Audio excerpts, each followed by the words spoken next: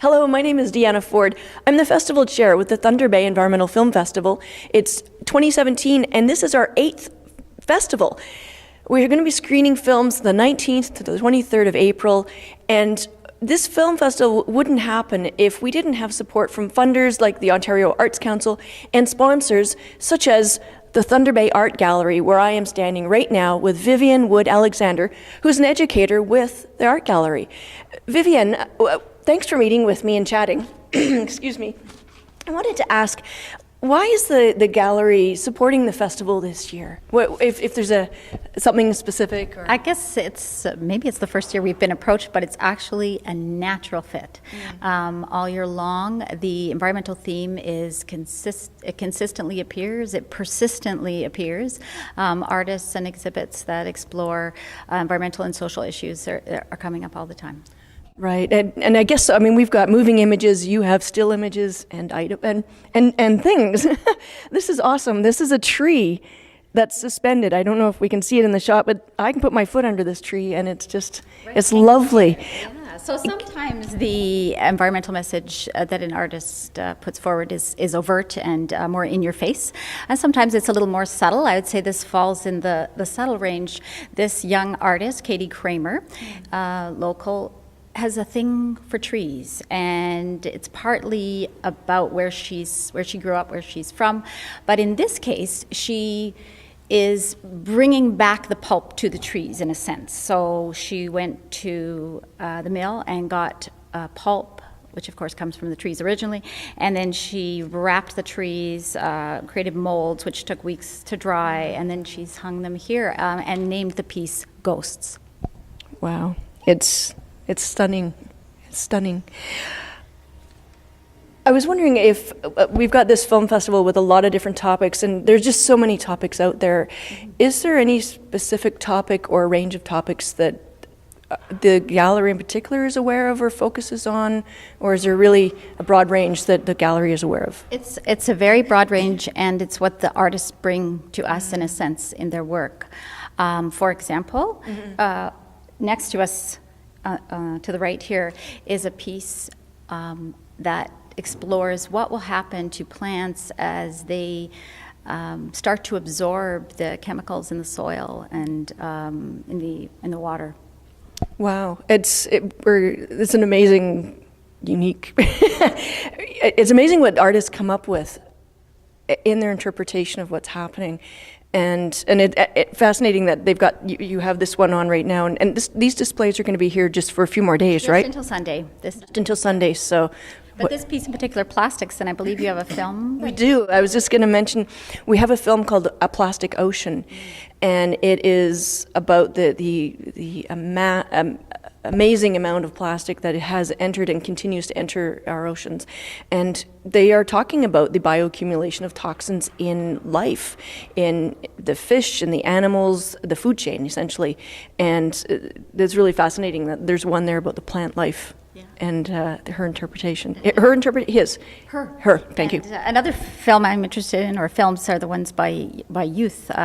This year, the education department at the gallery has partnered with Lakehead Public School Board, in particular Westmount and 5 Mile Schools. We're doing projects that definitely have an environmental theme, ecological art, and they've come here to see certain exhibits that connect to their studies about sustainability, and so that's a film I'm interested in seeing as well. Cool. Yeah, we have 2 films that we're going to be doing it.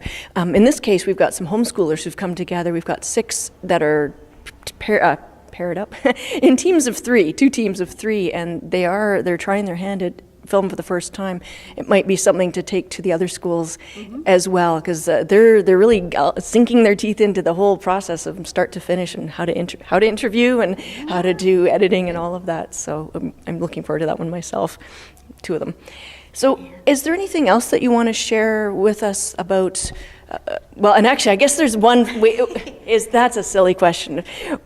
Tell me, what's the big thing we need to tell everyone? The big thing here is Painted Land. You have to come and see Painted Land. That's a film about the group of 7 and about a couple that explored finding the sites where the group of 7 painted.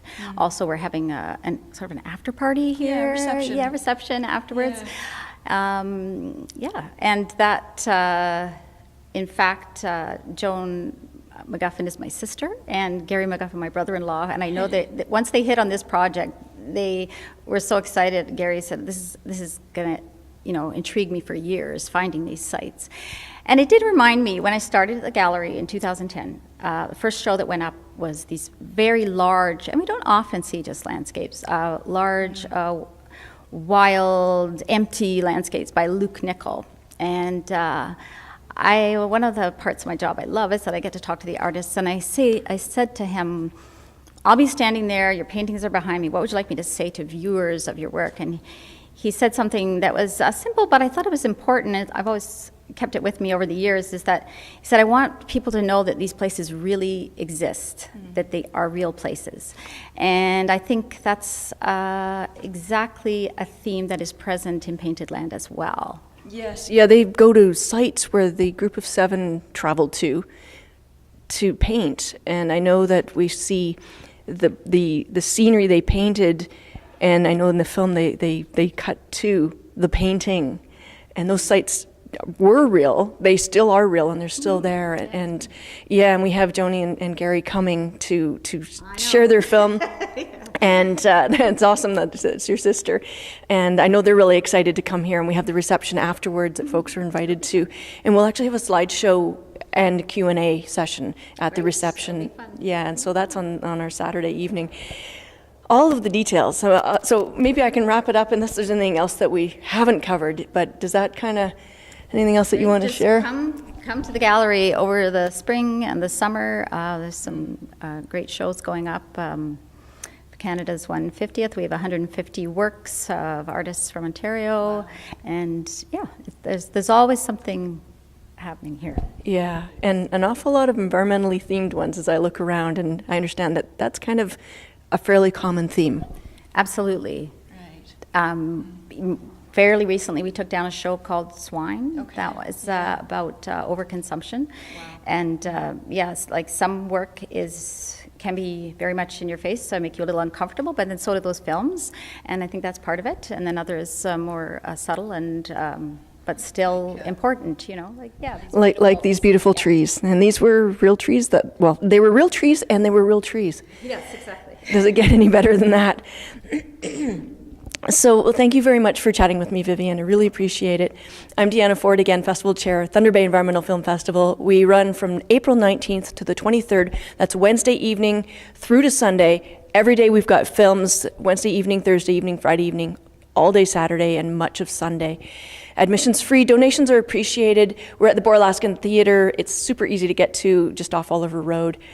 And actually, all of the details are on our website. Go to ecofilm.ca, and you will find everything, including trailers for all of the films, including Painted Land, A Plastic Ocean we chatted about, and the youth films. Well, there's no trailers because they're still working on them.